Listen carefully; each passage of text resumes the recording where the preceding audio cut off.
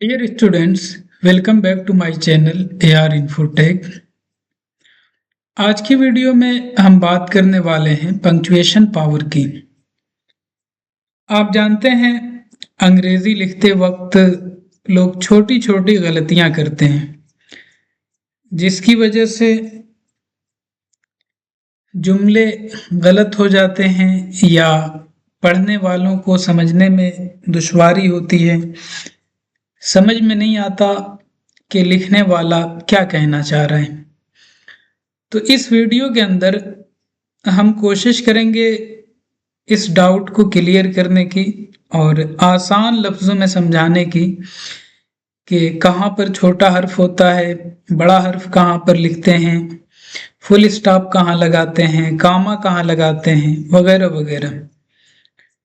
तो इसका टाइटल है एलिवेट योर इंग्लिश राइटिंग, अपनी इंग्लिश राइटिंग को बेहतर बनाएं।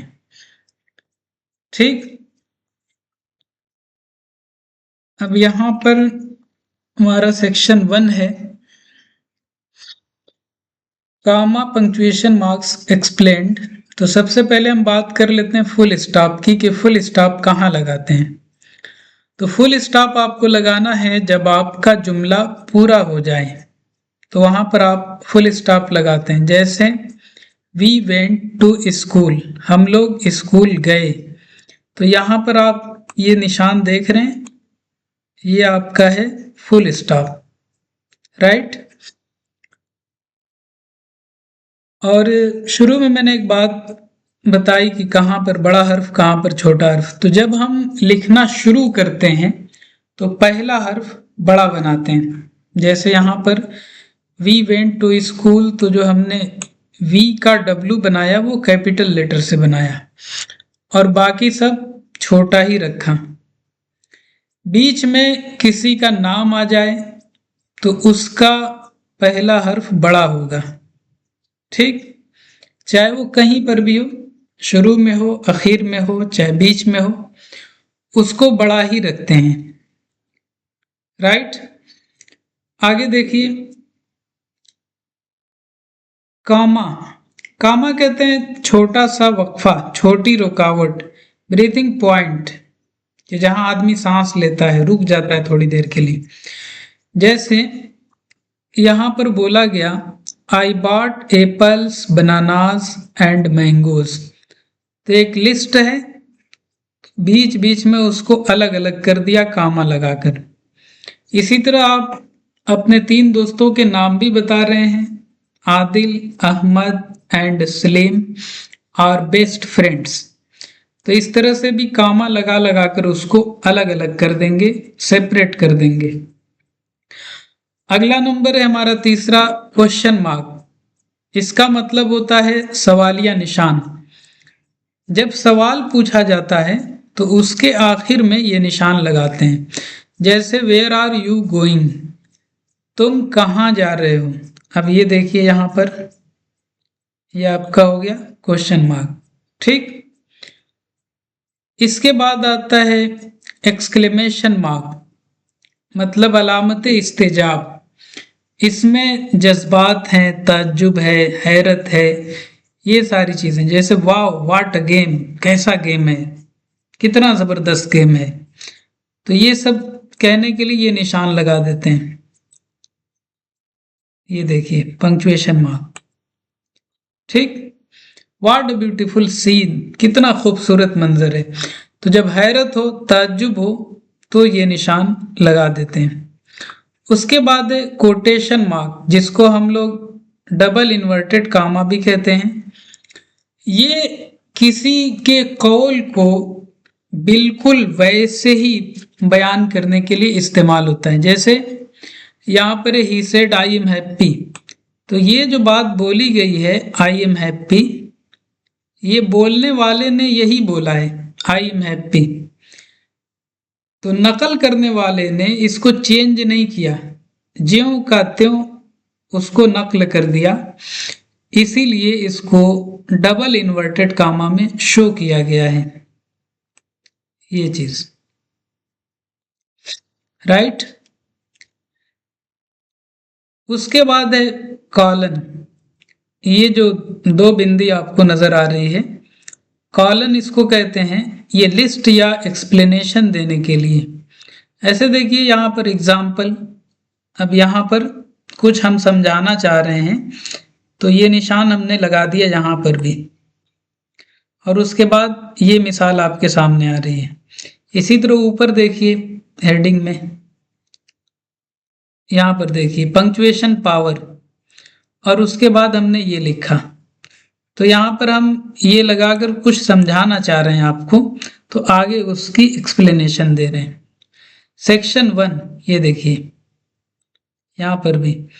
अब सेक्शन 1 में हम आपसे कुछ कहना चाह रहे हैं, यानी कामा पंक्चुएशन मार्क्स एक्सप्लेन्ड। कॉमन मतलब आम जो निशानात हैं पंक्चुएशन के, जैसे फुल स्टॉप है, कामा है, तो उसको बयान करना चाहते हैं। तहरीर के जो निशानात होते हैं उन्हें पंक्चुएशन मार्क कहते हैं। तो हम लोग थे कॉलन पर, तो लिस्ट या एक्सप्लेनेशन देने के लिए, वजाहत करने के लिए, जैसे यू नीड 3 थिंग्स। अब यहाँ पर कह दिया 3 चीजों की जरूरत है, अब आगे उसकी वजाहत होगी, पेन, पेपर एंड स्केल। ठीक, तो यहाँ पर कॉलन का इस्तेमाल किया। उसके बाद आता है सेमी कॉलन, ऊपर बिंदी होती है, नीचे कामा होता है, तो ये हमारा हो जाता है सेमी कॉलन। 2 रिलेटेड सेंटेंसेस को जोड़ने के लिए। ठीक, जैसे I was tired, I went to sleep. मैं थक गया, मैं सोने चला गया। तो अब बीच में इसको लगा दिए, दोनों जुमले एक दूसरे से जुड़े हुए हैं, दोनों का एक दूसरे से ताल्लुक है। जो थक गया है वही सोने भी गया है। तो 2 अलग अलग सेंटेंस हैं, बट बात बोलने वाला यानी जो बयान कर रहा है वो अपने ही बारे में कह रहा है कि मैं थक गया हूं और मैं ही सोने गया। तो ये निशान यहाँ पर इस्तेमाल किया गया 2 रिलेटेड सेंटेंसेस को जोड़ने के लिए।